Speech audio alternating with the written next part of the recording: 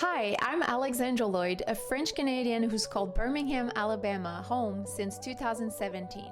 Welcome to From Where to Here, the podcast that celebrates the rich diversity of languages, cultures, and the stories that connect us all. Each month, I'll sit down with inspiring guests from different backgrounds to explore their cultures, languages, and tackle some fun in our Truth, Dare, or Debunk segment. Whether you're a language enthusiast, a culture lover, or just curious about the world, you're in the right place. Let's dive into your next favorite cultural adventure.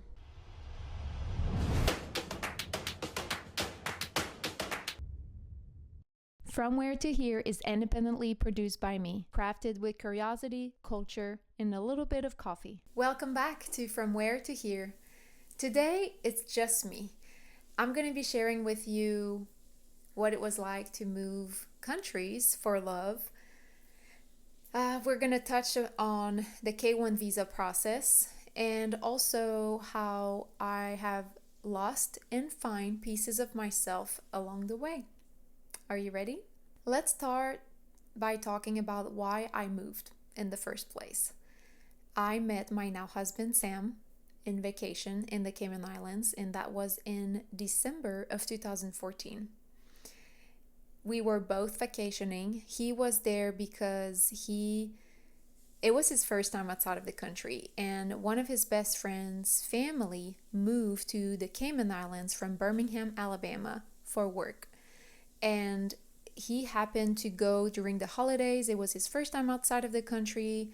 He just graduated from college at UAB, University of Birmingham in Alabama. And he was there for Christmas. And I happened to meet him the exact first day he got on the island. We met that evening at a pub. The pub exactly, I cannot tell you the name, but one of those pubs out there that's very popular. And I was there, I told my mom I was going there with friends, and I really was there by myself. At the time, I was very out of fear. I traveled to the Cayman Islands doing something back in the days called couch surfing, where you sleep on the couch of your host and it's free. And for me, living in Montreal, Quebec, Canada at the time, I wanted, in between my 2 sessions of college, I wanted to just go somewhere that it was warm. Cayman Islands happened to be the cheapest flight I could find that was a round trip. And I can be surrounded by palm trees, the sun, and have my feet in the sand. And that's what got me to book that ticket. Our winters are long up north. And that was my way of decompressing from college and just seeing something else. And we happened to meet on that night. I didn't think much of that meetup. Actually, how did that happen? I was with my host and a couple of his friends, their friends. We were a group of friends, but that really just recently met. And we were playing beer pong that night. Sam happened to hear my French accent. That caught his attention. Maybe his side of the story would be for another episode. But really, he heard my French accent. I think he pretended to throw the ball my way, which then happened to, we could start a conversation, and he ended up talking to me. I don't remember what we said, but at the end of the night, he ended up asking for my phone number. I gave him to him. He was inviting me to go play volleyball the next day. He was with the family, which one of them, it's 2 brothers, one of them still live in Birmingham, and the other one is now in New York. But at the time, he was residing with his parents in the Cayman Islands. So these were the first people close to him that I got to meet. And I'll be honest, that first night, I didn't think much of it. One of the women that was with me, she made the comment like, "Ooh, like he's really cute."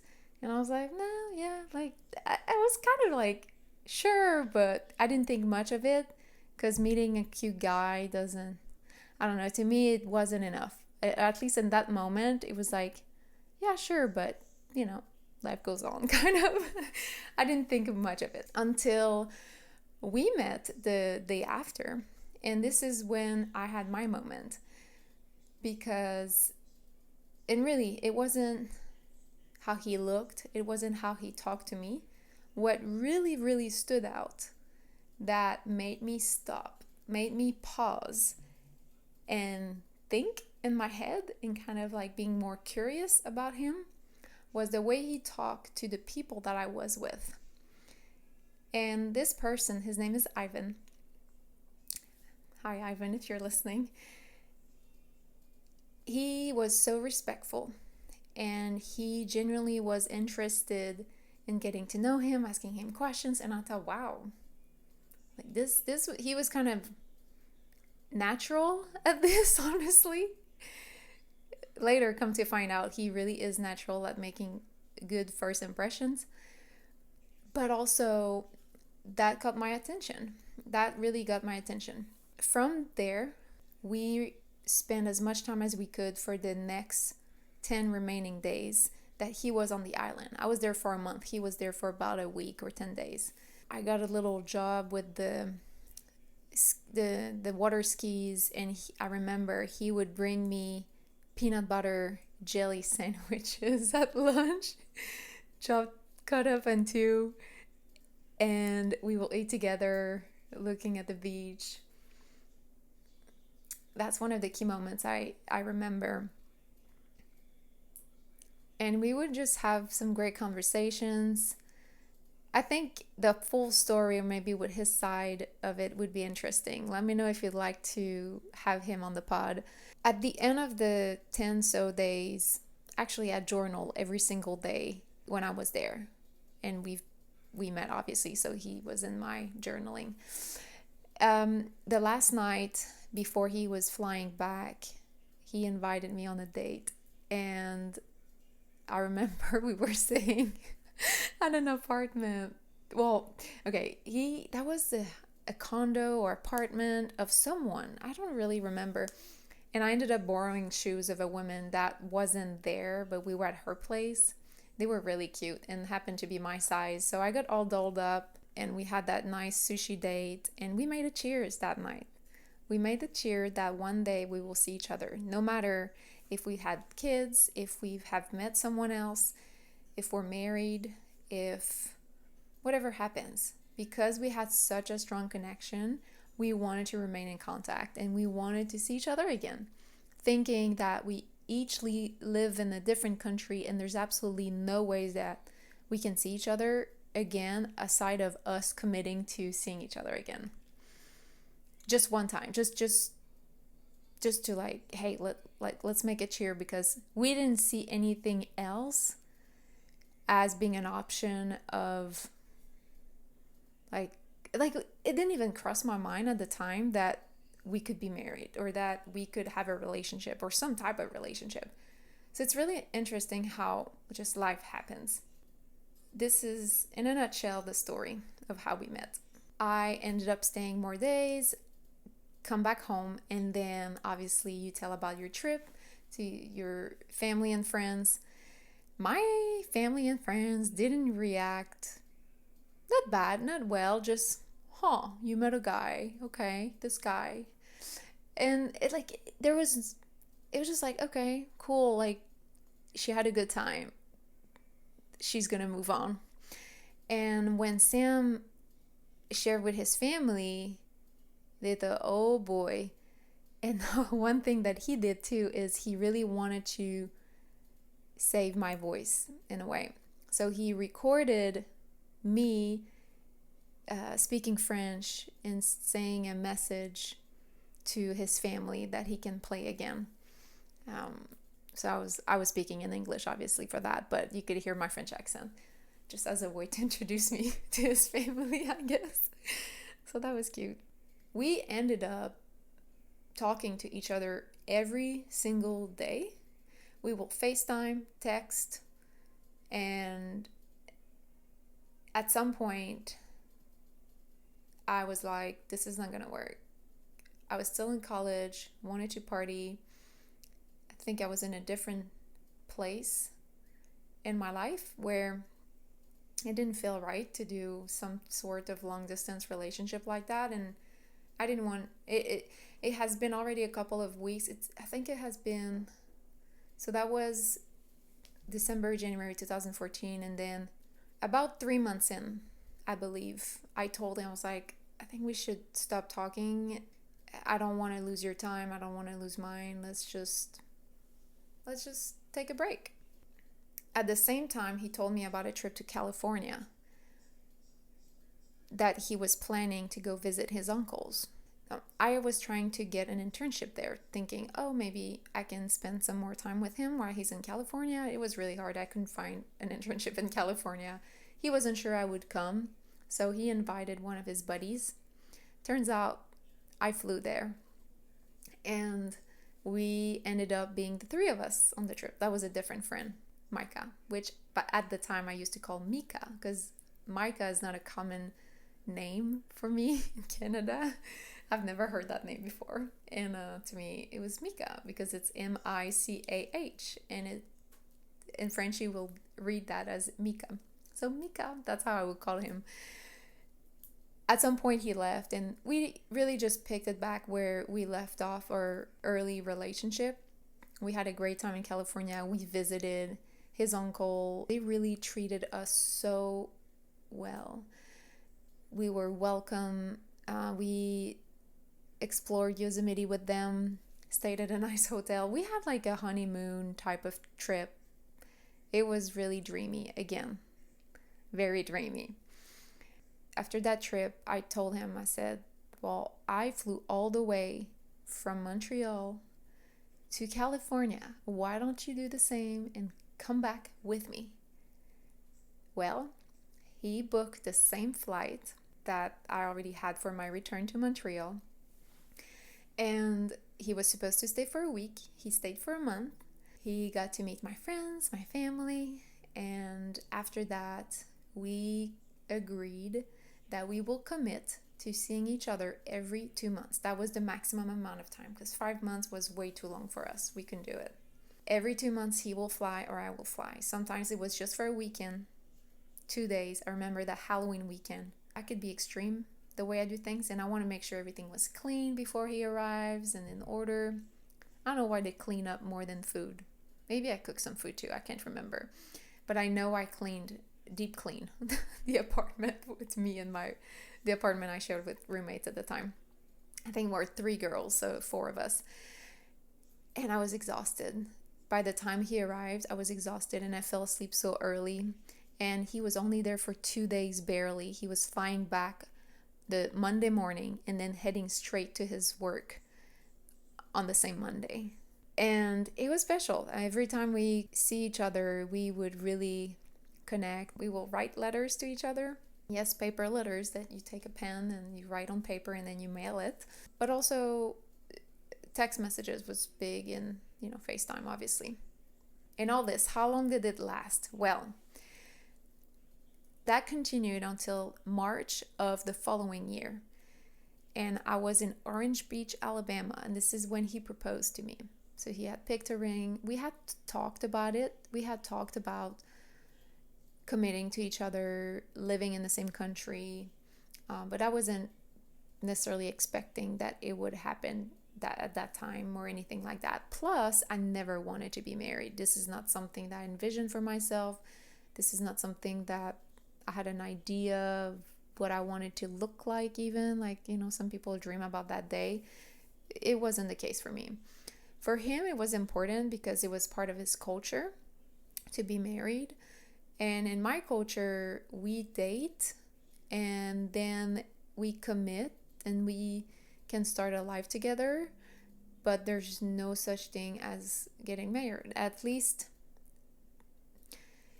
it's not necessarily as common, or it's very easy to make the choice to not get married and you're still committed. And we even have a word in French that says conjoint or conjoint de fait, And that means that on your taxes, it looks totally different. It looks like you shared responsibility, financial responsibilities, and I think you even become conjoint fait after a certain number of years that you have the same address, that you live together. So by default, it does that. And also, I think with kids, but there's actually a new law now with kids. If you have kids after a certain date, I think they consider you something different. If you've been living together, you have kids, but you're not married, there's like a new status and a new tax benefit, I believe, especially for the person that earned less money. Now I see the marriage as something very different, and now I'm more kind of in the mindset of why do people don't get married, for many reasons. And one of them, I think the financial aspect, I think it protects both individual in that sense. And I think also it's a good way to seal the love that you have for the other person as a promise that you'll be there no matter what. And you're committed, and you're also willing to make the efforts that it takes to be in a relationship, because to fall in love, it's easy. To maintain a healthy relationship, that's hard, but you got to pick your heart. And yeah, I think it's just a decision that each person needs to make for themselves. From that moment of the proposal, that's when we start the visa paperwork, which is the K1 visa. Some people call it the fiancé visa. That's also K1 visa, the same visa that they made a show about. Very popular in the US. If you haven't heard of it, go check it out. People keep telling me about it. Like when I first moved here, people will continually talk to me about the K1 visa and show. I was like, oh, I've never watched it. It's a reality show, really. And it's about the people that have sometimes never meet each other. They've never met each other, and then they go on that show and try to start a life together. It's really hard. I mean, I think at first, even though, but okay, before I jump there, I just want to say that we started the visa paperwork. It took another 11 months, so almost another year. And as soon as I got the okay, you're good to come, then I officially, brought my last luggages, and here I was, and that was February 11th of 2017. So that was right before my birthday, and during the winter I was living at my uncle and aunt's house, just kind of temporarily, knowing that this was coming. And also I didn't want to take a full-time job, so I worked in a warehouse. I was a supervisor in a warehouse for the holidays because I knew this was coming, and I didn't want to be dishonest with my employer. But that also was hard because a little before I moved officially, I got an opportunity for my work that I had to say no, and it was really what I wanted to do. So that was tough, I remember.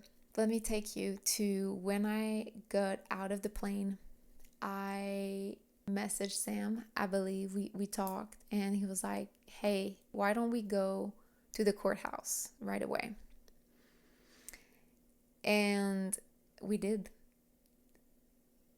His parents brought flowers. We went to the courthouse, signed the paperwork. I was wearing a hoodie. I'll make sure to put a picture up there for you. Nothing fancy. We had that picture outside where I'm holding the certificate, and we're just both of us like close to each other and just smiley, and I have my leg propping in the back, and then we came back to the parents' house because we lived there for 8 months before we moved in our condo because we were renovating it. So that definitely was a hard period, but we learned a lot through that. And as far as the visa in itself, that's probably the easiest way for anyone obviously wanting to come to the US, but for us it was what was necessary to be able to be together, really. You hear all kind of stories with the visas, but this is considered a short process as far as what we've experienced.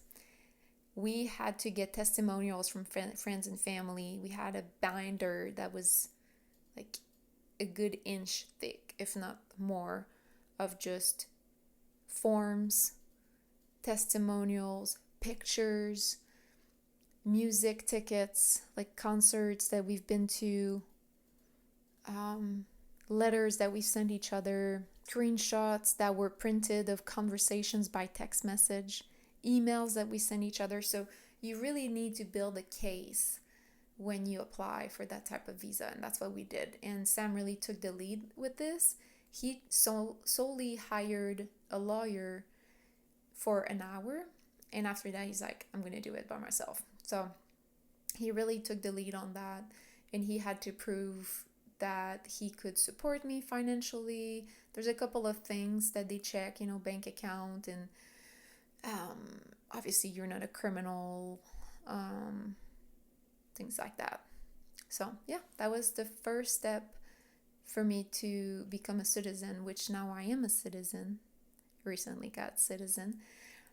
It really is a process, but I would say you're good as soon as you have your green card, so because then you can travel outside of the country and you can also work, and it gives you definitely more freedom than at first. I think the hardest part of going through that process, the visa process, was just all the steps that you end up taking, and you have to double check, triple check, quadruple check. And you're thinking, is this enough? And it seems to never be enough, the proofs that you gather. So I would say that's probably the hardest thing, to go through that emotional roller coaster with your significant other, distance by distance, because you're not together filling these up. You're for the most part in two different countries, separated from each other, and saying, okay, we need this, we need that. And you're really just trying to enjoy your life and be together. And I think that's the hardest part. And then thinking, okay, like, are we really doing this? It's scary. Yeah, I think it is. But also, we were so in love.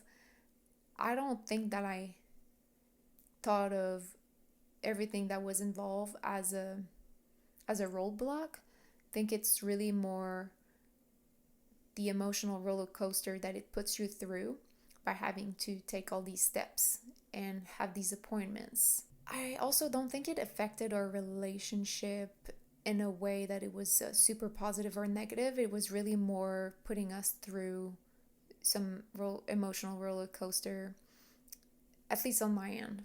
I think Sam was working a lot on it and probably putting some stress on himself of making sure that, because he just started a job, he had that vision for us and he really made it happen. So I think that's something that he really grasped to keep himself going, because he knew what he wanted, and I followed his lead in that sense. If I've had one piece of advice for anyone going through this process with someone that they've met abroad, that would be to be honest with each other and to keep proofs of everywhere you go, every communications you have, like take pictures and have copies of everything. Start early, don't wait. Take pictures everywhere you go, take pictures. And we were doing it without thinking of, oh, we need the proofs, but definitely something that's going to come in handy when it comes the time to fill out the application. Okay, let's talk about how did it feel when I first got here. There's a graph online, I'll tell you, and it's the honeymoon phase, and then it talks about different phases that you go through. And yeah, at first it's really the honeymoon phase, and then you go in the very dark side where it's hard to find your landmarks. It's hard to just live a completely different life. At least it has been for me. I couldn't drive on my own. I didn't have my own car. Okay, let me set the stage at first. I'm from Montreal area, Quebec, Canada.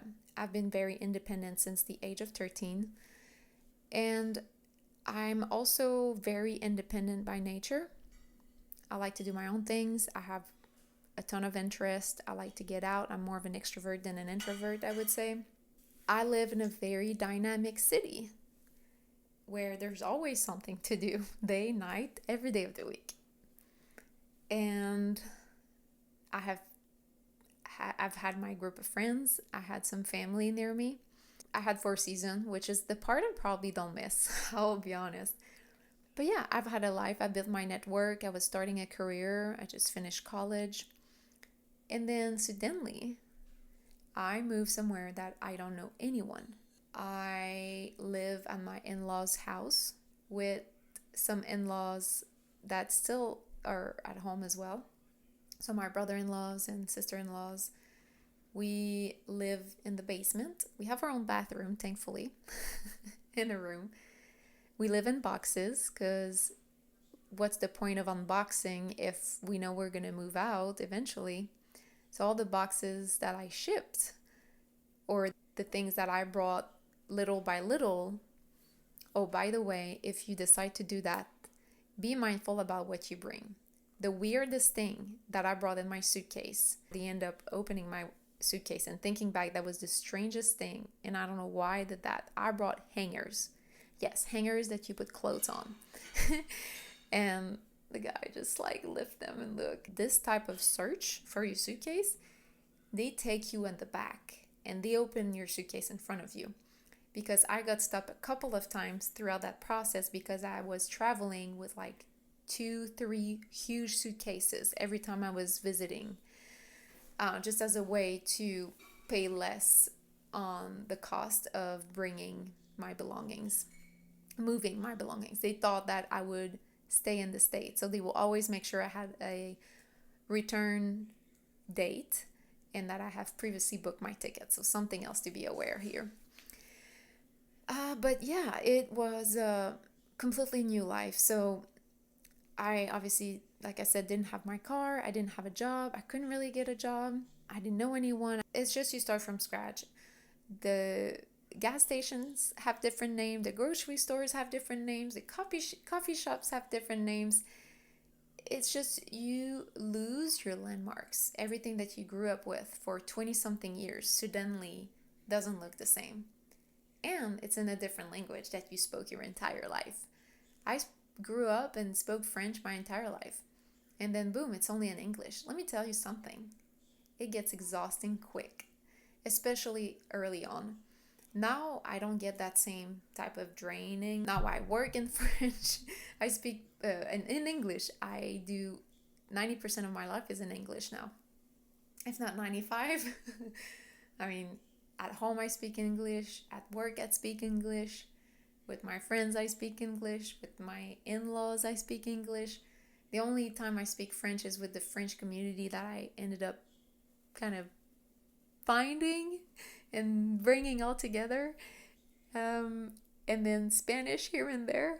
But it is very disorienting. I felt like a guest in my own life. At some point, I wanted to get involved with Toastmasters.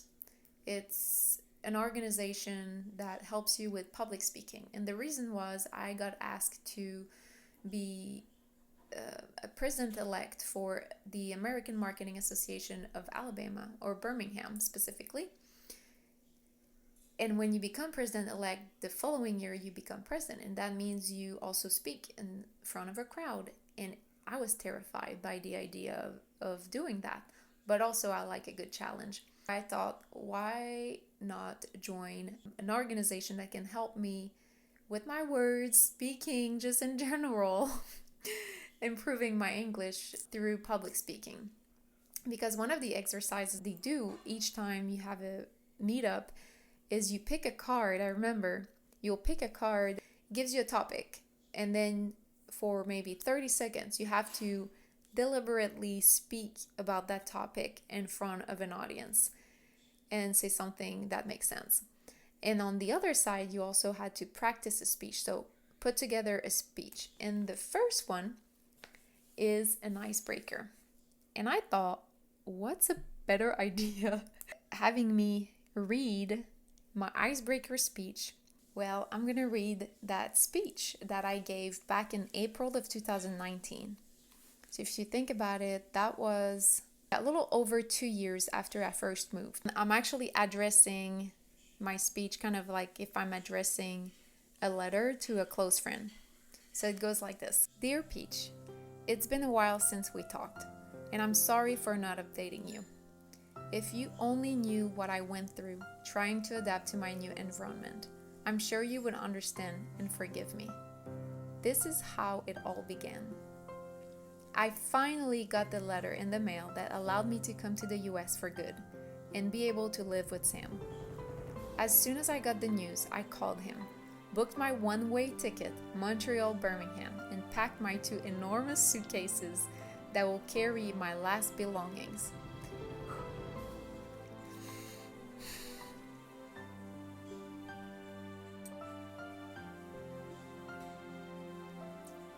I have chills.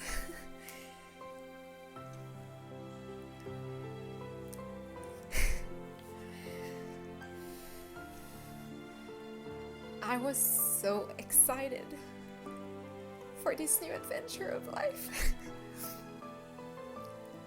I really was.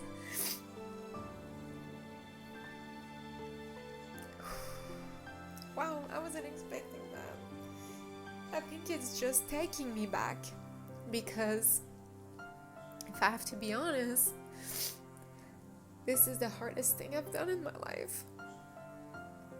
One of the hardest thing, but I'm also so happy I did. It's just that when you think about it sometimes, it's a big move. And it really had an impact on me. So let me keep going. I was so excited for this new adventure of life.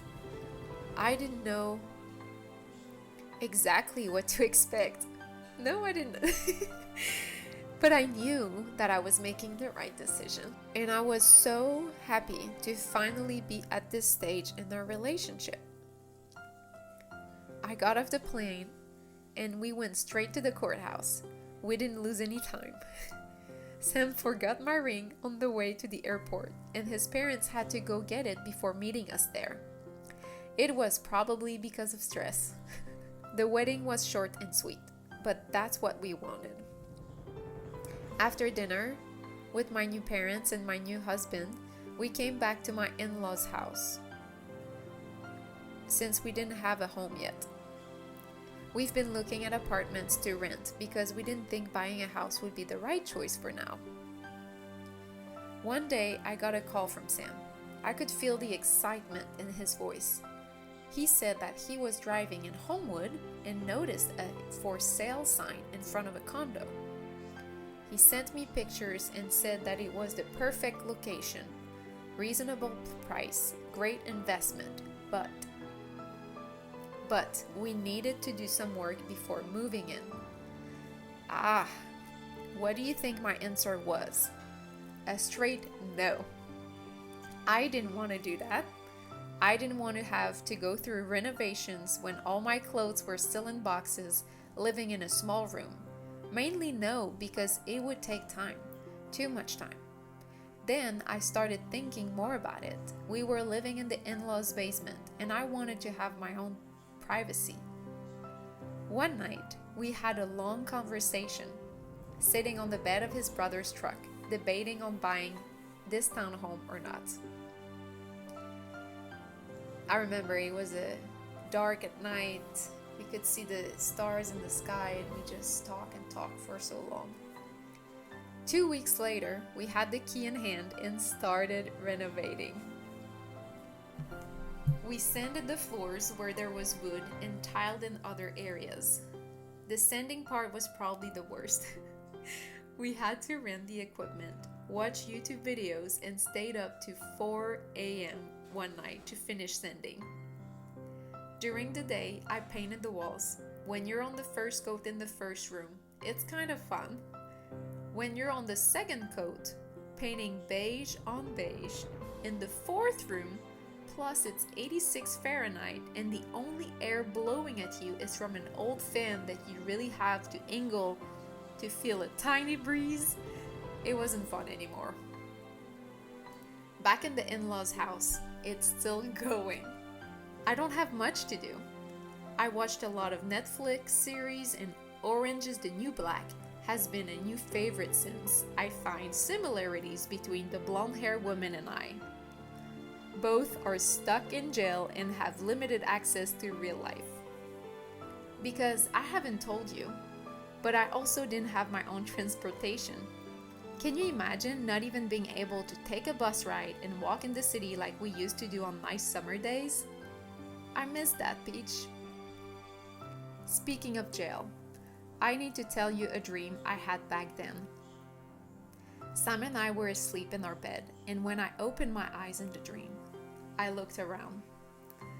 And instead of being in our basement room, our mattress was on the kitchen floor.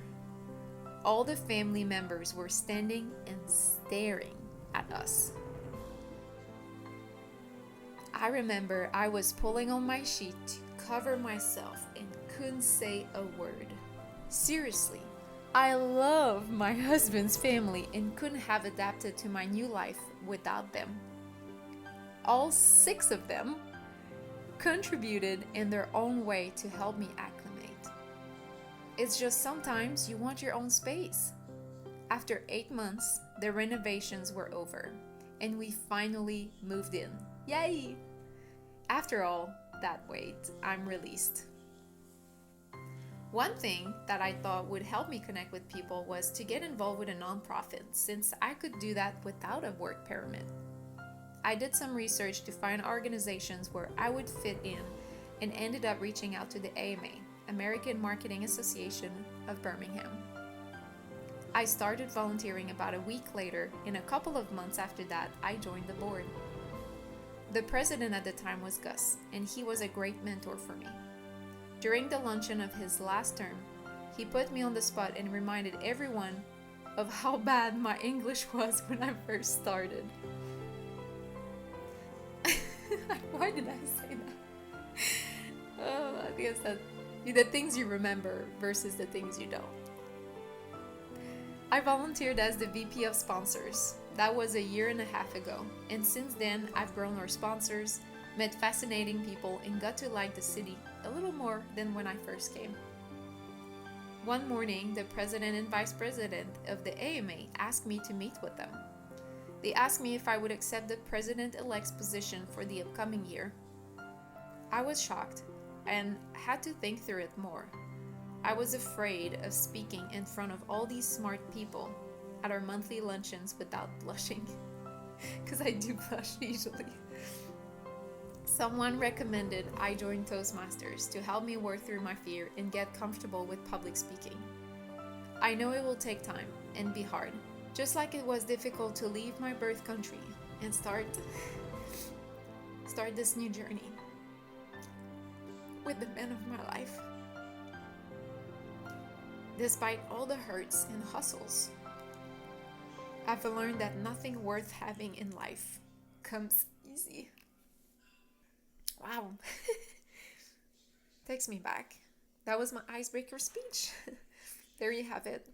It gives you a good view into where I was emotionally when I made that comparison with Orange is the New Black. If any of you know that show, I mean, it's they're just in jail. Not every part of it felt like I was relating to it, but it's just that they were stuck. They were confined, and I would just binge watch in the basement on our mattress, sitting on the floor. And sometimes these were my days back to back. So yeah, just doing that is depressing. I would not recommend to anyone. But there were some days that this felt like the right thing to do. I overcame it eventually. But if anything, my one advice would be get out. Get involved with nonprofit. Get your spouse to drive you, your in-laws, whoever. Because you need to make friends. And I know you're not going to want to make friends, but you need to. You need to do the things that you were doing or discover new things that you want to do. It's important. And your significant other is going to have to go to work, is going to have its own thing. And you have to rediscover yourself. And you might knew who you were and what you liked, but you're going to have to rediscover who is that person. And maybe therapy. And I didn't do therapy at first. I did later to help me different levels. I'm still working on things, and I think it's the most beautiful gift you can do to yourself. We all have ups and downs, and it's easier to work on yourself when it's not too low, when it's not too down, and actually when it's going well. So even if you think you got this, I would, if I could sponsor this episode by, one of those better health apps out there where you can do it virtually, like, do it. Get support from people that don't know you personally. They're not tied to things the same way you are, to those situations, to those events, to those people, to those emotions that carry you over. Today's episode is brought to you by Birmingham Breadworks.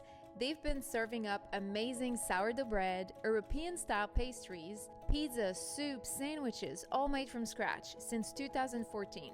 Everything they make is fresh. No preservatives, no additives. Just simple, clean ingredients. Their cafe is the perfect cozy spot with natural lighting, warm wooden tones, and art from local students and photographers. It's perfect to grab a coffee or something delicious to eat. Plus, they're big on sustainability as a gold level member of the EAT, Earth Aware team.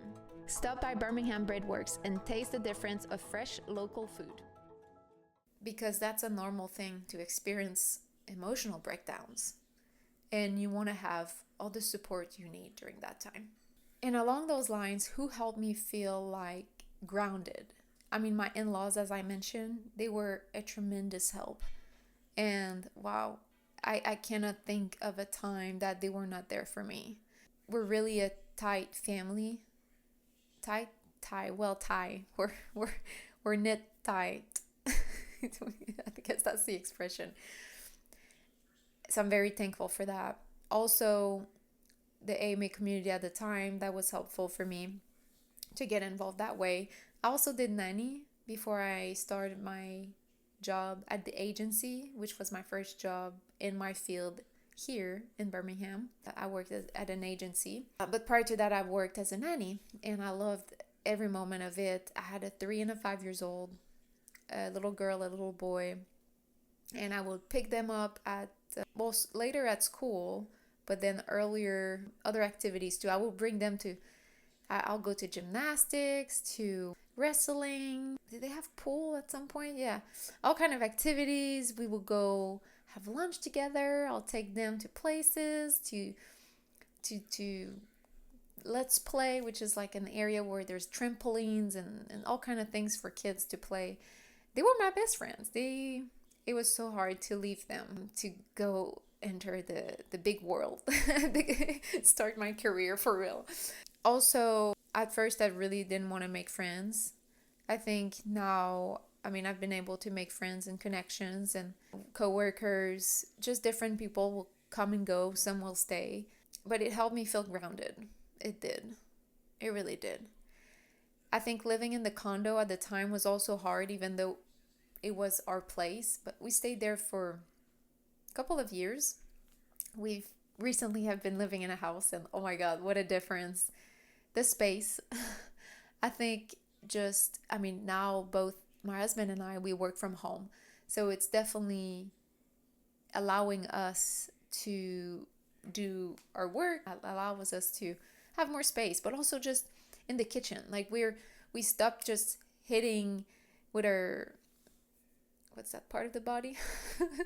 with our elbows, hitting each other just because it's too tight in the kitchen. Now we can cook, we have room.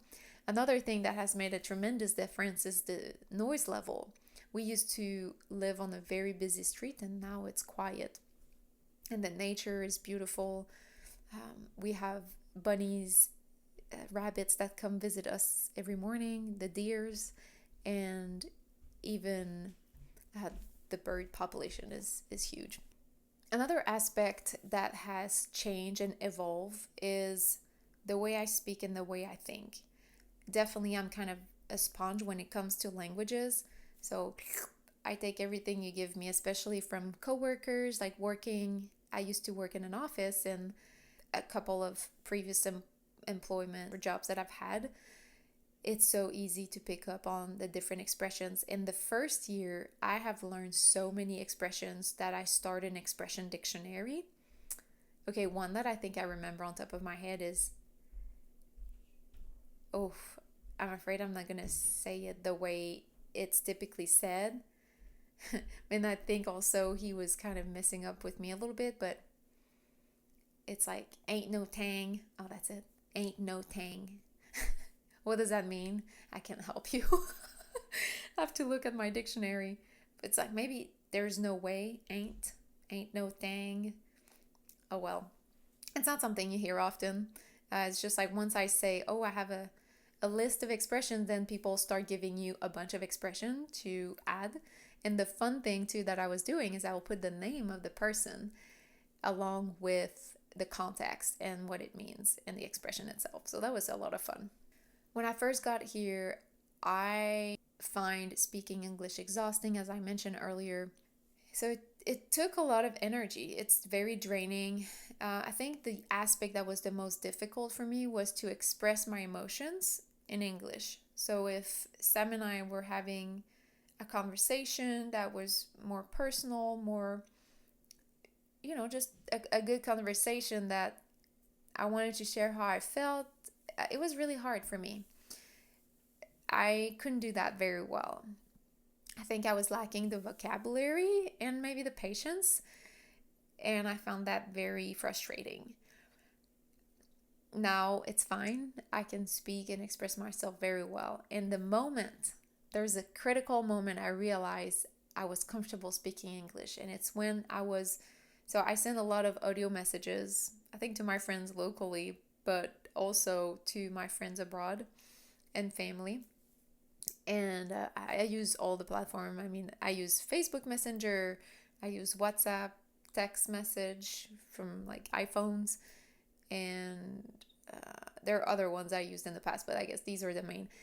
And it was on WhatsApp, and I recorded a message. I'm recording the message, and then I'm speaking in French at first, and then suddenly I swap to English. And then I realize after the fact, I'm like, what? How did that happen? And I re-listened that audio message, and I'm thinking, wow, it just blew my mind. It blew my mind because I didn't realize I did it until after the fact. And that's when I realized, okay, like I'm starting to feel the bilingualism effect. And that was cool. That was really cool. I would dream in French most of the time. Now my husband told me I dream in English. Sometimes it's multilingual though. My expressions, my tongue, the way I talk in English definitely has a twist. Southern twist, French twist, probably Spanish twist. And because again, I'm a sponge when it comes to languages. Also, I think differently. I think being exposed to different culture, if you're curious and if you're open, allow you to see beautiful things. That's something that we should all be culturally curious, because there's not one way of living a life. I think as humans, we always look at finding purpose. Oftentimes, or sometimes, often in Alabama, religion is one way to do that. And I've learned to embrace it, even though it doesn't speak to me the same way it speaks to people here. It's at the core of people's life in a way that I've never experienced before. And it's okay. I respect that. But I'll give you an example that really astonished me when I first saw it. Is I was at a cafe when you go to a coffee shop, you see people studying, you see people maybe reading, being on the computer, meeting a friend, sipping on a cup of coffee, things like that. Well, there was a group of young adults sitting at a table together, all with their brick, aka their Bible, personal Bible. Most of the time they have their name written on it, on the first cover page or somewhere like that, which is like kind of engraved, or there's some, it's not just like you write your name with a pencil on the first page. It's really the nice cover with your name on it. And they were reading the Bible together, and that's called Bible study, in case you don't know. I didn't know at first. And I've never seen that. I'm like, oh, okay, that's interesting. So, but at first it's like, what do? You might judge, you might feel like, what the heck are they doing? But then you learn from it. I think if you ask questions too, if you get interested, turns out this is not for me, but it doesn't remove the fact that I think it's beautiful in its own way. The fact that people do that to get reminded about the words and beliefs that they all share and carry, and they put God in front of everything, in front of their marriage, in front of, like, that's because that's their way of living. So I get that, and I think that's beautiful. To me, it translates differently, and I look at it as more of a spiritual way of living. My husband, he grew up in a Christian household. I grew up Catholic. I don't think I grew up the same way Catholicism is practiced here, just because Sam would tell me things that I'm like, we would not do that. But that could be country differences. I don't really know. All that to say, I grew up Catholic, but we were not practicing. We would not go to church. I would go to church once or twice a year. It was the night before Christmas and sometimes on Easter. That was it. Now, we still don't go to church, but his parents do. He would go when he was young, and for him, it was really the way to make friends. And here, church is where everyone gather, and it's friendships.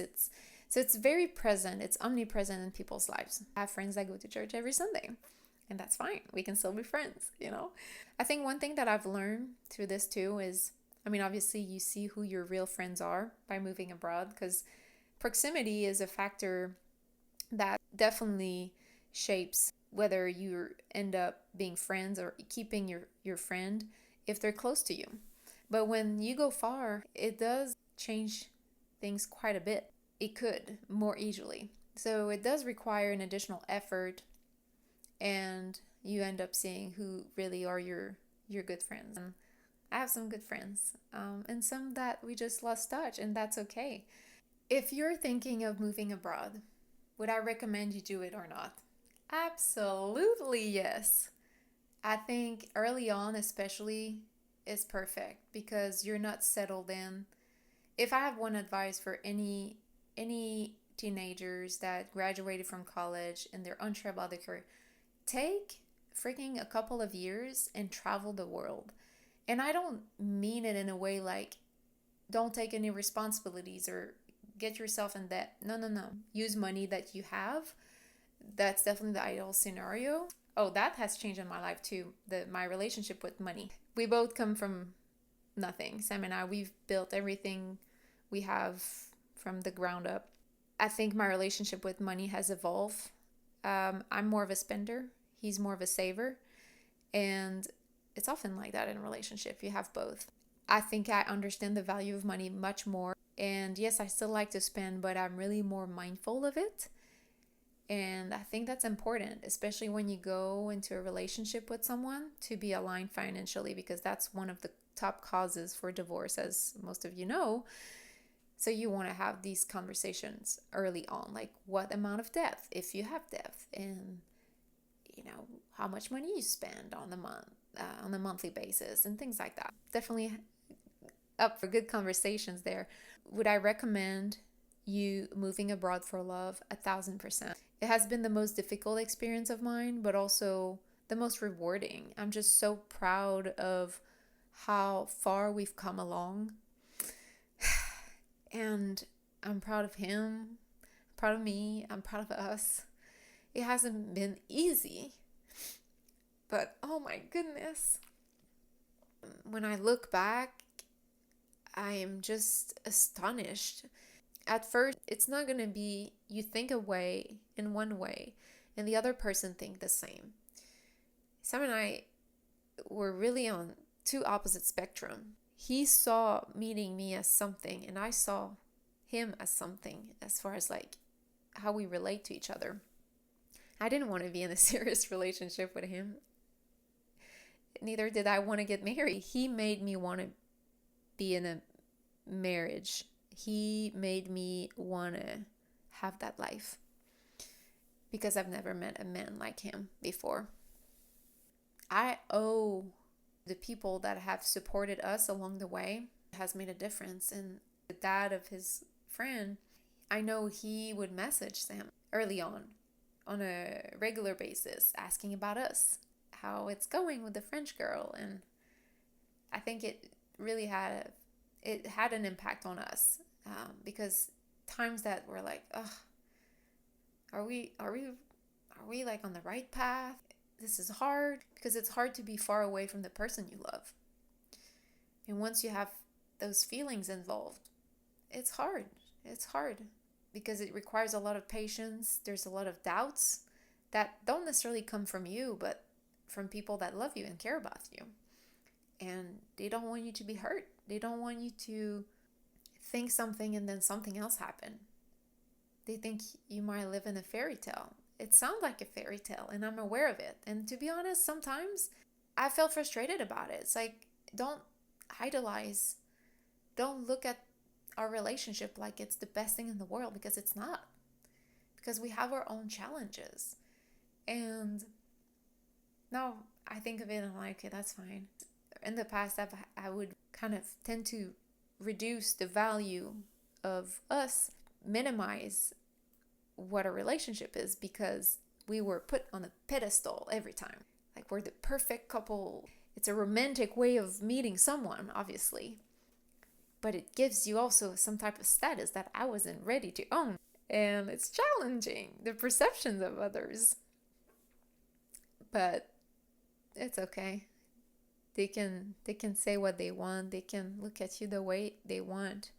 Only you two know what's really important and what you care about.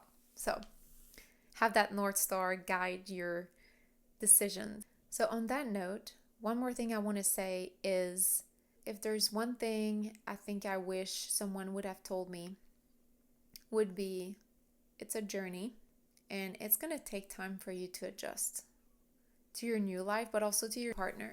Because the fact that we didn't live together, and I know in my culture, you do live with the person before you get married. In the culture in Alabama, oftentimes you don't live with the person.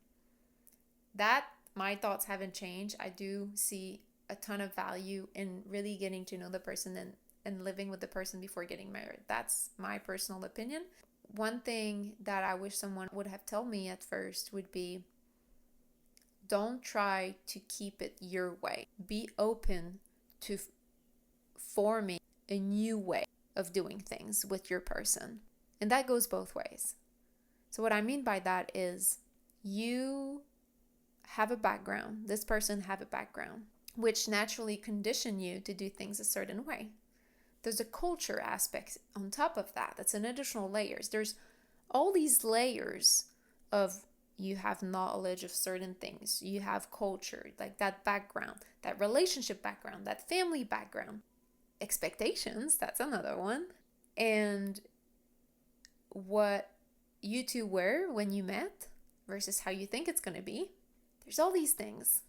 And you two come with that, and that lives in your head. When you come together, be open. Be open to change. Be open to looking at a new way of doing things. Whether it's as simple as cooking dinner to how we're going to manage our finances together. And how can you come together and find your combined way? It's not how you used to do things. It's not how he used to do things. It's how you're going to do things moving forward. And that new approach is going to help, because there's not one way that's good and one way that's not good. You make it what you want to make it. This move from Canada to the United States moved me. It really had a tremendous impact in my life, on my person, in many, many different ways that I could not have enough recording time to explain all the facets that it has shaped me into the person that I am today. If you are in that messy middle, I hear you, I see you. And I just want you to know that it's going to be fine. And I just hope that it helped you to feel a little less alone. I'd love to hear your thoughts and what you'd like to hear more of. Send me your feedback. Feel free to send me a DM. You can now do that directly from Apple Podcasts and Spotify. And I'll see you next time. In the meantime, keep exploring. Thank you for tuning in to From Where to Here. If you enjoyed this episode, be sure to hit subscribe, leave a review, and share it with someone who loves discovering new cultures. Follow us on Instagram at From Where to Here Pod for exclusive updates, behind the scenes moments, and a peek at upcoming guests. Until next time, keep learning, keep connecting, and keep celebrating the beauty of languages and cultures. À bientôt!